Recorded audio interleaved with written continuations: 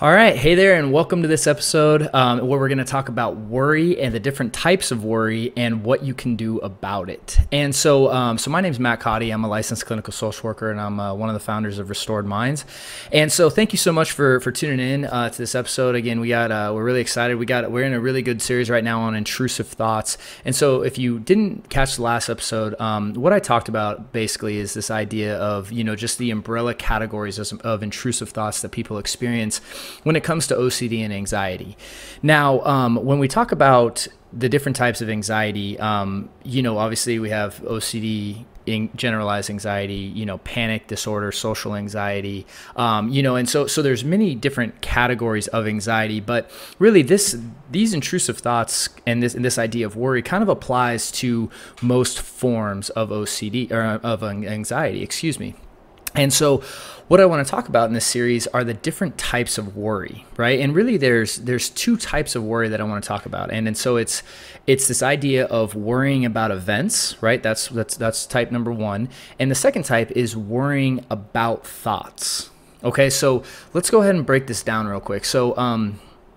So worrying about events is generally what starts anxiety, right? Like that's usually, or they kind of worry about a specific theme or event or whatever, right? The worry that you may get sick one day, or the worry that something bad might happen, or you might botch a presentation at work, or, whatever, right? You're worrying about something specific happening, right? And when we're talking about that specific kind of worry, I mean, it's kind of universal in anxiety, right? I mean, if you have panic disorder, you're worrying that a panic attack could happen, right? But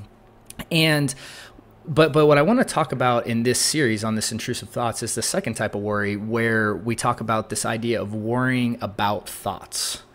And that's this idea of, you're worrying that the thought will appear in your conscious awareness, right? And so whatever that thought that you're afraid of is, you're worried that you might experience that thought.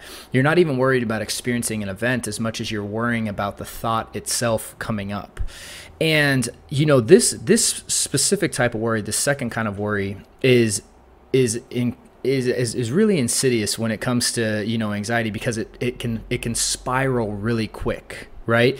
Because essentially what happens is that you get caught up in this idea of, scanning and checking and analyzing your thoughts to see if something's present.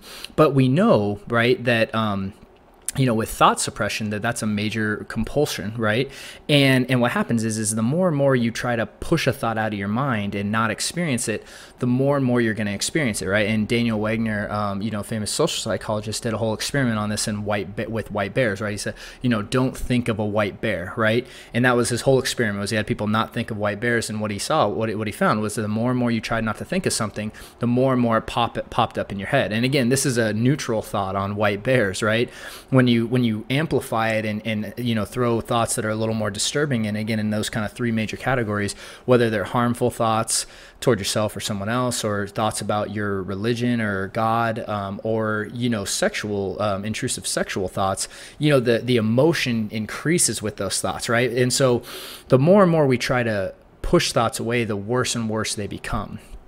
And when we start worrying about thoughts, it's very easy for it to spiral. Okay. And so that's the distinction that I wanted to kind of make in this episode. Again, this is a kind of a briefer episode, because it's just important for us to understand that as we move forward in the intrusive thought series, what we're going to really be talking about a lot is that idea of worrying about thoughts as opposed to worrying about events, because that's ultimately what I see, with most of my clients and people that I've worked with, and with myself that I've experienced, is that's where it goes. You worry about the event initially, but then you start worrying because the thought was so disturbing, you start worrying about the thought itself popping up. And that's really when things spiral, right? And so we're going to address both as we move on. But when it comes to the first kind of worry, let's talk about that. Something, if you're worrying about a specific event or something happening, possibly whatever, right? The thing that we need to do is first assess if it's something that we have any control over, right? Because it's an event itself, right? So if you have a presentation at work, there are certain things you can control, right? You can prepare for it. If you have a test you're worried about, you can study for it. Those are things that you can actually prepare. So if you're worrying about an event or a thing, it's important to take a piece of paper out and kind of like, okay, look, what can I control about this? And if you reach a point where you have an event you're worrying about and there's nothing you can control about it, that's where embracing that uncertainty and using the tactics that, when it comes to managing anxiety and kind of diffusing those thoughts is really important, right? And just kind of accepting like, well, you know what, maybe that'll happen, maybe it won't. And being able to sit with that maybe is very crucial. But when it comes to worrying about thoughts, that is a whole different approach, because what happens is we start getting so consumed and is that thought there, and we're checking and scanning and analyzing all the time. But what happens when we do that is basically two parts of the brain are working against each other. You have the part of the brain that's trying to push thoughts away, and then you have the other part of the brain that is scanning to see if that thought's there. But by trying to push it away, you're in a sense creating that thought, and then the alarm system goes off that thought is present, and then it just kind of spirals, right? So the thought becomes more and more and more present. And Barry McDonough, he wrote a book called Dare.